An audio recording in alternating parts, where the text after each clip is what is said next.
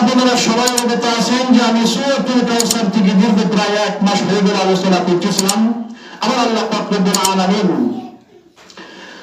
সূরা কাউসার বিশ্বনবী রাহমাতুল লিল আলামিনের উপর নাযিল করে বিশ্বনবীর শান মান মর্যাদা এবং সমস্ত কাফিরদের সকল অপপ্রচারী দাঁত ভাঙ্গার জবাব দেওয়ার জন্য এবং বিশ্বনবীকে সান্ত্বনা দেওয়ার জন্য সূরা কাউসার নাযিল করেছে। এর দুটি প্রেক্ষাপট রয়েছে। এক এক করে দুটি প্রেক্ষাপট আলোচনা করে শেষ করে ফেলেছি। আমরা আলোচনা করতেছিলাম যে আল্লাহ পাক বিশ্বনবীকে কাউসার দান করলেন। আল্লাহ পাক রব্বুল আলামিন বলেন, ও দুনিয়ার মানুষ, সমস্ত নবীগণ আমি আল্লাহ পাক রব্বুল আলামিনকে খুশি করার জন্য পাগল ছিল, আর আমি স্বয়ং আল্লাহ বিশ্বনবীকে খুশি করার জন্য আমি নিজে তার জন্য পাগল বলেন। সুবহানাল্লাহ। এজন্য আদম আলাইহিস সালামকে আমি হাউজে কাউসার দান করি নাই, নূহ আলাইহিস সালামকে হাউজে কাউসার দান করি নাই, ঈসা আলাইহিস সালামকে হাউজে কাউসার দান করি নাই, হযরত ইব্রাহিম আলাইহিস সালামকে হাউজে কাউসার দান করি নাই, ইসমাঈল আলাইহিস সালামকে হাউজে কাউসার দান করি নাই। ও বিশ্বনবী রাহমাতুল লিল আলামিন, একমাত্র আমি আল্লাহ তাআলা আপনার 3 ছেলেকে আমার কাছে দিয়ে নিয়েছি এবং তার পরিবর্তে আপনাকে এমন একটা কুয়া দিলাম যে কুয়া তার নাম হচ্ছে হাউজে কাউসার। বলেন সুবহানাল্লাহ।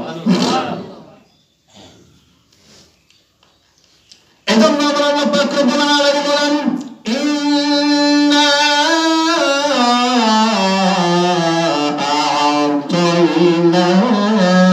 আ'তাইনাকাল কাউসার।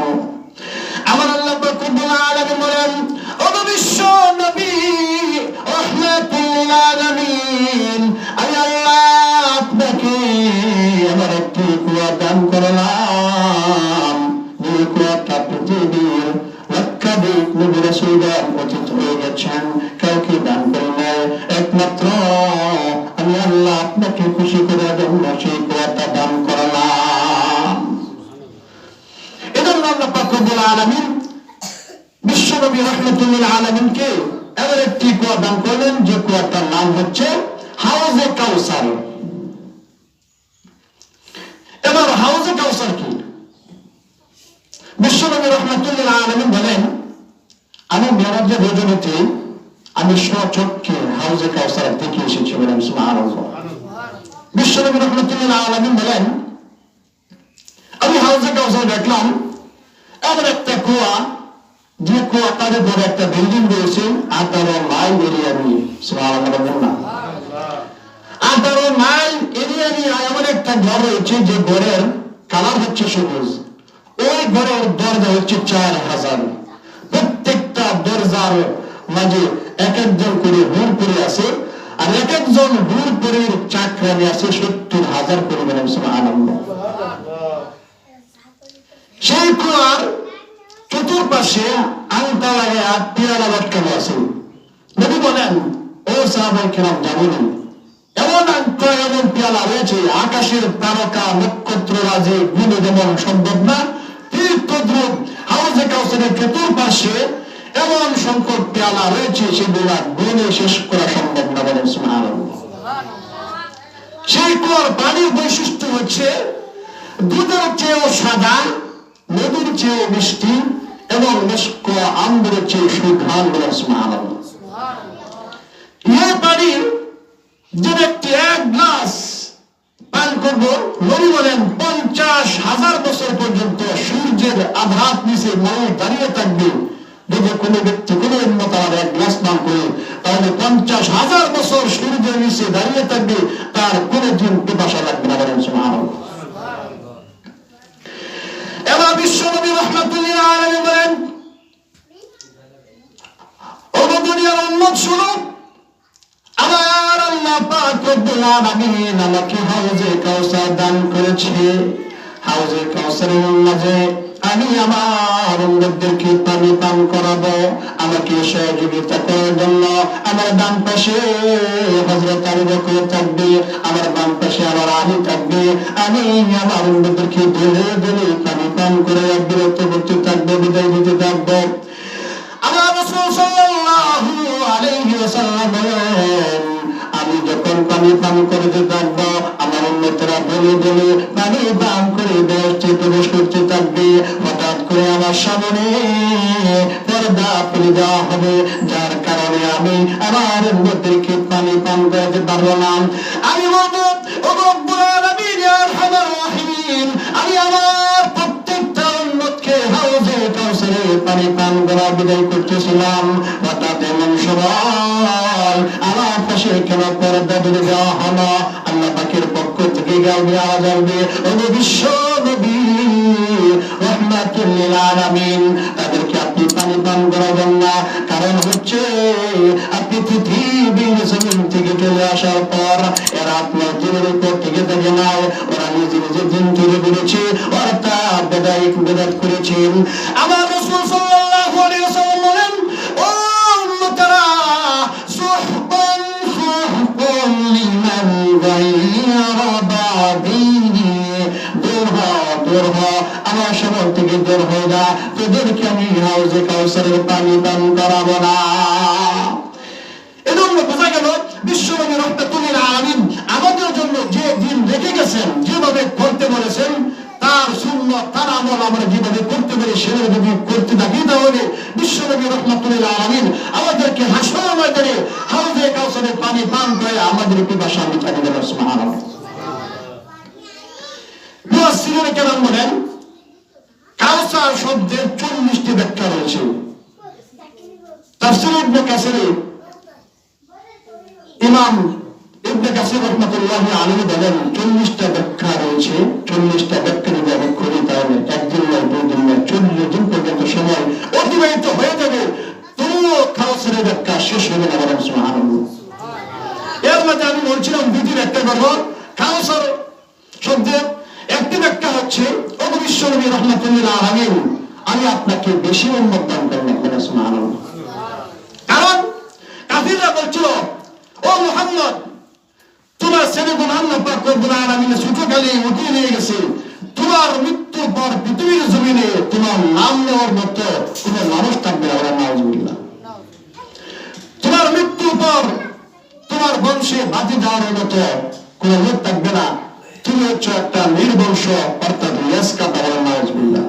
এজন্য বিশ্বনবী রাহমাতুল লিল আলামিন আপনাকে যারা বলে আপনার মানুষ থাকবে না, আপনার কোনো উম্মত থাকবে না, আপনার দিন থাকবে না, আপনার নাম নেওয়ার মতো পৃথিবীর জমিনে কোনো উম্মত থাকবে না, এই জন্য আমি আল্লাহ পাক রব্বুল আলামিন আপনাকে কাউসার দিলাম, অর্থাৎ আপনাকে বেশি উম্মত দিলাম। বলেন সুবহানাল্লাহ। বেশি উম্মত নবী আকরাম সাল্লাল্লাহু আলাইহি ওয়াসাল্লাম বলেন, সমস্ত জান্নাতীদের সংখ্যা হবে 80 কাতার, 120 কাতার। কয়টা দাম? 120 কাতার। এর মাঝে 80 কাতার হবে আমি বিশ্বনবী রাহমাতুল লিল আলামিনের উম্মত। বলেন সুবহানাল্লাহ। 120 কাতার, 40 কাতার হচ্ছে সমস্ত নবীর সমস্ত উম্মতের উম্মত, আর 80 কাতার আমি নবী মুহাম্মদের উম্মত। বলেন সুবহানাল্লাহ। শুধু তাই শেষ নয়, আল্লাহ নবী বিশ্ব নবী রাহমাতুল লিল আলামিন বলেন, আমি হঠাৎ করে স্বপ্নে দেখলাম, কোন কোন মুফাসসিরগণ বলেন রাসূল সাল্লাল্লাহু আলাইহি ওয়াসাল্লাম মেরাজের রজনীতে দেখেছেন, আবার কেউ কেউ বলেন নবীজি স্বপ্ন দেখেছেন। কারণ হচ্ছে নবী বলে স্বপ্ন হচ্ছে ওহী, ওনারা স্বপ্নে যা দেখেন বাস্তবে দেখার মতো হয় যায়। বলেন সুবহানাল্লাহ। এজন্য বিশ্বনবী রাহমাতুল লিল আলামিন বলেন, আমি দেখলাম আমার কাছে সমস্ত নবীগণ তাদের সমস্ত উম্মত নিয়ে আমার সাথে দেখা করে বলল আসতেছে। কোন কোন নবী 80 জন উম্মত নিয়ে আমার সাথে দেখা করতে আসতেছে, আবার কোন কোন নবী 40 জন, আবার কোন কোন নবী হচ্ছে 20 জন, আবার কোন কোন নবী 10 জন, আবার কোন কোন নবী 5 জন, আবার কোন কোন নবী 1 জন, আবার কোন কোন নবী 9 জন উম্মত নিয়ে আমার সাথে দেখা করতে এসেছে। 9 জন মানে বুঝেননি? একজন নাই, শুধু একা নবী, উনি আমার সাথে আসতে দেখা করে দিলেন। হঠাৎ করে তাকিয়ে দেখি কে আমার একজন নবী 6 লক্ষ উম্মত নিয়ে আমি বিশ্ব নবী রাহমাতুল লিল আলামিনের কাছে আসতেছে দেখা করার জন্য। তাদের 6 লক্ষ উম্মতের পায়ের পদধূলিতে গোলাবালি উঠতেছে, সামনে কিছু দেখা যায় না, শুধু মানুষ আর মানুষ। আমি বিশ্বনবী রাহমাতুল লিল আলামিনের চেহারাটা মলিন হয়ে গেছে। কারণ হাসরের ময়দানে হয়তো এই নবী 6 লক্ষ উম্মতের ঘর উম্মত করবে, আর বিশ্বনবীর উম্মত মনে হয় কম হবে। এজন্য বললেন ওগো রব্বুল আলামিন ইয়া আরহামার রাহিমিন, এই 6 লক্ষ উম্মত নিয়ে কি আসছে আমার আল্লাহ পাক জানিয়ে দিলেন ওগো বিশ্বনবী রাহমাতুল লিল আলামিন, এটা আর কোন নবী না, সেটা হচ্ছে বনী ইসরাইলের জলিলুল কদর পয়গম্বর হযরত মুসা কালিমুল্লাহ। সুবহানাল্লাহ জোরে বলেন সুবহানাল্লাহ। মুসা আলাইহিস সালাম 6 লক্ষ উম্মত নিয়ে আমি বিশ্বনবীর সাথে দেখা করার জন্য আসছে। আমি বিশ্বনবীর চেহারাটা একটু নরম হয়ে গেল, একটু কালো হয়ে গেল। মনে হয় হাসরের ময়দানে উম্মতের বেলায় মুসা মনে হয় গর্ব বোধ করে বলবে আমি মুসার মনে হয় সবথেকে বেশি উম্মত। আল্লাহ আমার মনে হয় আমার উম্মত হবে না। আল্লাহ পাক বিশ্বনবীর অন্তরের ব্যথাটা বুঝতে পারেন নাই, কি বলেন? এবার আমরা আল্লাহ পাক রব্বুল আলামিন বলেন ওগো বিশ্বনবী রাহমাতুল লিল আলামিন, আপনার ডান দিকে আপনার চেহারাটা ঘোরান। বিশ্বনবী বলেন আমি ডান দিকে আমার চেহারাটা ঘোরাইলাম, ঘোরাইয়া দেখি শুধু মানুষ আর মানুষ। মানুষের জন্য আমার ডান দিকের আকাশটা পর্যন্ত দেখা দেয় না। আমার আল্লাহ পাক রব্বুল আলামিন বলেন ওগো বিশ্বনবী রাহমাতুল লিল আলামিন, এবার আপনার মাথা মোবারক ডান দিকে ফিরান। আর বিশ্বনবী রাহমাতুল লিল আলামিন আমার চেহারাটা ডান দিকে ফিরাইয়া দেখি শুধু মানুষ আর মানুষ। মানুষের কারণে আমার বাম দিকের আকাশটা দেখা যায় না। আবার আল্লাহ বলেন ওগো বিশ্বনবী রাহমাতুল লিল আলামিন, আপনি সামনের দিকে তাকান। আমি বিশ্বনবী রাহমাতুল লিল আলামিন যখন সামনের দিকে তাকাইলাম, সামনের দিকে তাকিয়ে দেখি শুধু মানুষ আর মানুষ। মানুষের কারণে সামনের আকাশটা পর্যন্ত দেখা যায় না। আমার আল্লাহ পাক রব্বুল আলামিন বলেন ওগো প্রিয় হাবিব, আপনার চেহারা মুবারক আকাশের দিকে উঠান। আমি বিশ্বনবী রাহমাতুল লিল আলামিন আকাশের দিকে আমার চেহারাটা উঠাইলাম, আর তাকাইয়া দেখি শুধু মানুষ আর মানুষ। মানুষের কারণে উপরের আকাশটা পর্যন্ত দেখা যায় না।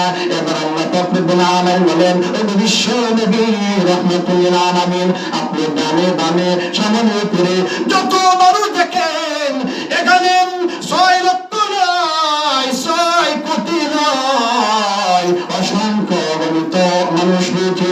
এইগুলা কোন নবীর উম্মত না, সমস্ত নবীর সমস্ত উম্মত মিলে সমান হবে না। এই সমস্ত মানুষ, এই সমস্ত উম্মত আপনি নবী মুহাম্মদের উম্মত। বিশ্বনবী বলেন আমি ডান দিকে আমার চেহারাটা ফিরাইলাম, দেখি মানুষ আর মানুষ।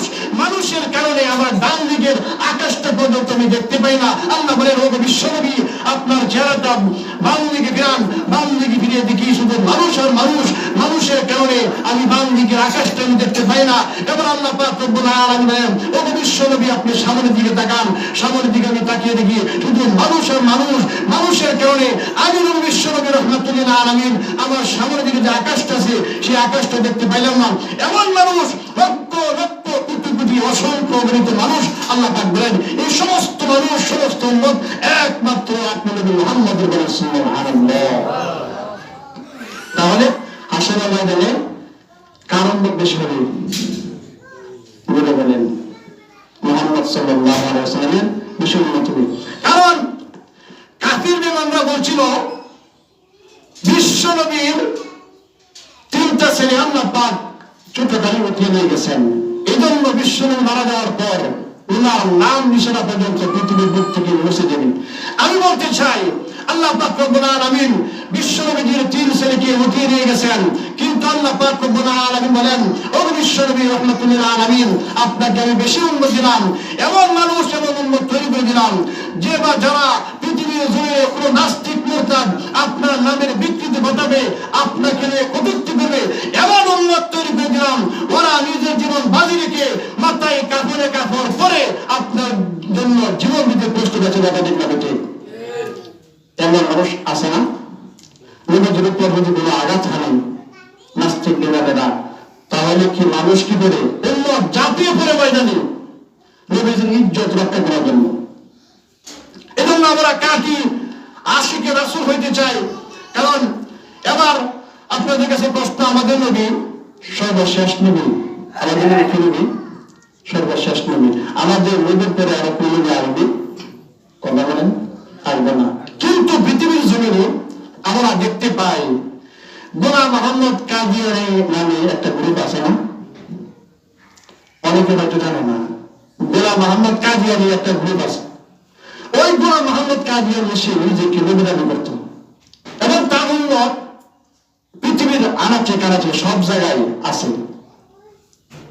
এজন্য রাসূল আকরাম সাল্লাল্লাহু আলাইহি ওয়াসাল্লাম বলেন, আমি হচ্ছে সর্বশেষ নবী, আমার পরে আর কোন নবী আসবে না।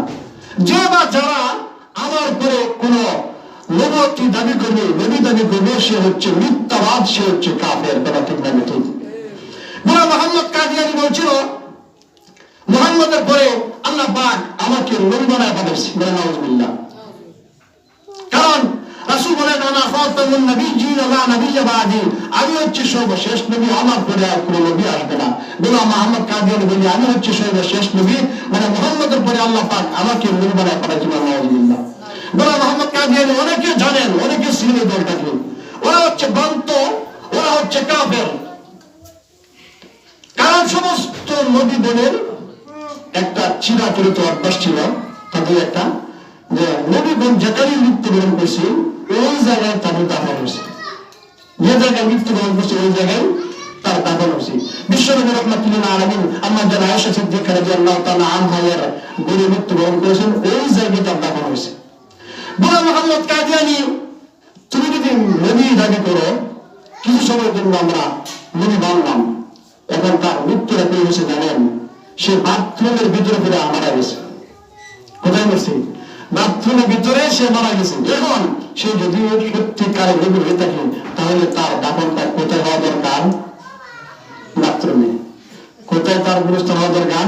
যে টয়লেটের ভিতরে পায়খানা খেতে যেতে বসে, ওই জায়গায় তার দাফন হওয়ার কথা। কারণ নবীগণ যেখানে মৃত্যুবরণ করেন ওই জায়গায় তাকে দাফন দেওয়ার নিয়ম আল্লাহ পাক বলে দিয়েছেন। এজন্য গোলাম মোহাম্মদ কাদিয়ানী সে যদি নিজেকে নবী দাবি করে, সত্যিকার যদি সে নবী হয়, তাহলে সে বাথরুমের ভিতরে পড়ে মারা গেছে, ওই জায়গায় পায়খানার ভিতরে তারা দাফন করা উচিত। কথা ঠিক না ঠিক? এজন্য সম্মানিত প্রিয় হাজরিন, আমরা সূরা কাউসার থেকে এই শিক্ষা গ্রহণ করি যে আল্লাহ পাক রব্বুল আলামিন বিশ্বনবী রাহমাতুল্লিল আলামিনকে সমস্ত কাফেরদের অপপ্রচার এবং দাঁত ভাঙার জবাব দেওয়ার জন্য এবং সান্ত্বনা দেওয়ার জন্য সূরা কাউসার নাযিল করে সমস্ত বিশ্ববাসীকে এই মেসেজটা দিয়েছেন। ও সমস্ত মানুষ, আমার বন্ধুর উপর, আমার নবীর উপর যদি কোনো আক্রমণ আসে, ইজ্জতের হানি আসে, তাহলে তোমরা যে যেখানে থাকো না কেন, তোমরা ঘর থেকে মাথায় কাপড় বেঁধে জাপিয়ে ফেলবে। কথা ঠিক না ঠিক? এজন্য আমরা বিশ্বনবীকে আমাদের জানের চেয়েও ভালোবাসি, আমাদের পিতা মাতার চেয়েও ভালোবাসি, সমস্ত পৃথিবীর সমস্ত মানুষ থেকে ভালোবাসি।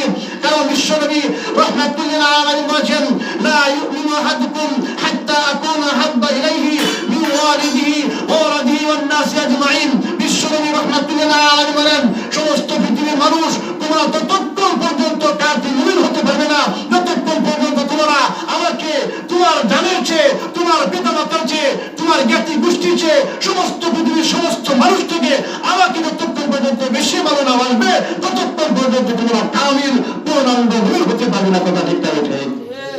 এজন্য আমরা বিশ্বনবীকে আমাদের জানের চেয়ে ভালোবাসি। আল্লাহ পাক রব্বুল আলামিন আমাদের সবাইকে বিশ্বনবীকে রাহমাতুল্লিল আলামিনকে, ওনাকে আমাদের জানের চাইতে সমস্ত পৃথিবীর মানুষের চাইতে বেশি ভালোবাসার তৌফিক দান করুক। সকলে বলে আমিন। ওয়া আখিরু দাওয়ানা আলহামদুলিল্লাহি রাব্বিল আলামিন। আসসালামু আলাইকুম।